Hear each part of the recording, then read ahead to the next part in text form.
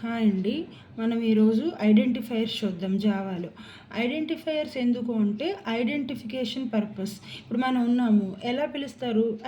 మనకి ఒక నేమ్తో పిలుస్తాం. సమ్ రిషిత్, సమ్ పుష్కల్, అలా కొన్ని నేమ్స్తో పిలుస్తాం.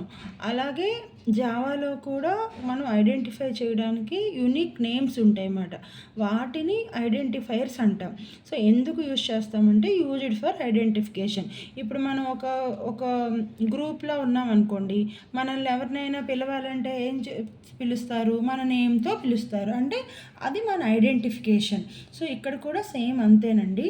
సో ఐడెంటిఫికేషన్ ఎన్ని విధాలుగా అంటే క్లాస్ నేమ్తో ఐడెంటిఫికేషన్ చేయొచ్చు, method name, variable name, label. ఓకేనా? ఈ ఎగ్జాంపుల్ చూడండి. Public class test, public static void main, string args. ఇది మీకు తెలిసిందే జావా స్ట్రక్చరు. ఇక్కడ ఏంటంటే జస్ట్ ఒక వేరియబుల్ తీసుకున్నాను, ఇంటీజర్ టైపు, దానికి ఒక వాల్యూ అసైన్ చేశాను. ఇక్కడ ఐడెంటిఫైయర్ చూడండి. టెస్ట్ అనేది ఏంటి ఐడెంటిఫైయరు? Class name. అంటే టెస్ట్ అనేది మీకు క్లాస్ నేమ్ అని ఐడెంటిఫై చేస్తున్నారు. అండ్ మెయిన్ అనేది మెథడ్ నేమ్. ఇక్కడ ఉంది కదా, పబ్లిక్ స్టాటిక్ వాయిడ్ మెయిన్లో మెయిన్ అనేది మెథడ్. అంటే మీకు ఇలా చూడగానే మెయిన్ ఈజ్ ఏ మెథడ్ అని మీకు అర్థమవుతుంది. అంటే మీరు ఐడెంటిఫై చేయగలుగుతున్నారు. Next string.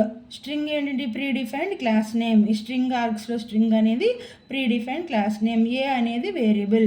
సో ఇలా మీరు చూడగానే దాన్ని ఐడెంటిఫై చేయగలుగుతున్నారు కాబట్టి వాటిని ఐడెంటిఫైయర్స్ అంటాం. ఇంకొకటి ఏంటంటే అవి యూనిక్గా ఉండాలి. సపోజ్ మనం ఒక క్లాస్లో స్టూడెంట్స్లో పిలుస్తున్నాం అనుకోండి, సేమ్ నేమ్ ఇద్దరికి ఉంటే మనం పిలిచినప్పుడు ఏమవుతుంది? యాంబిగ్విటీ అరేంజ్ అవుతుంది.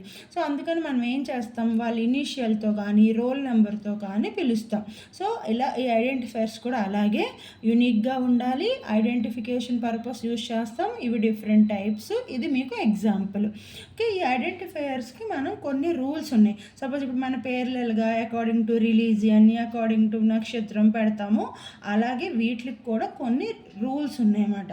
వాటిల్ని యూజ్ చేసుకొని మనం నేమ్స్ పెట్టాలి. సో ఫస్ట్ రూల్స్ చూడండి. నేమ్స్ అంటే ఈ unique names are the identifier can contain letters and digits, underscore and dollar sign. అంటే మీరు పెట్టిన ఐడెంటిఫైయర్లో ఏమేమి ఉండొచ్చు?